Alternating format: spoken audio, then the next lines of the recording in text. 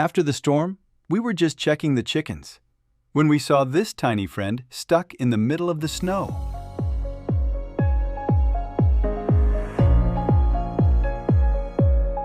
The little guy didn't even try to run. He was freezing, so we gently picked him up and brought him somewhere warm. I bet Lulu thinks it's a toy.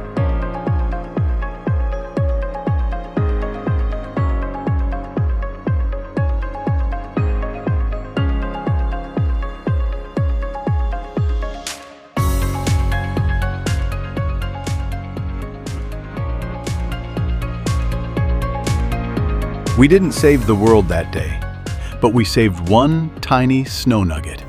And honestly, that's enough. We're fine right there. Be warm. All right, Lulu, let's go.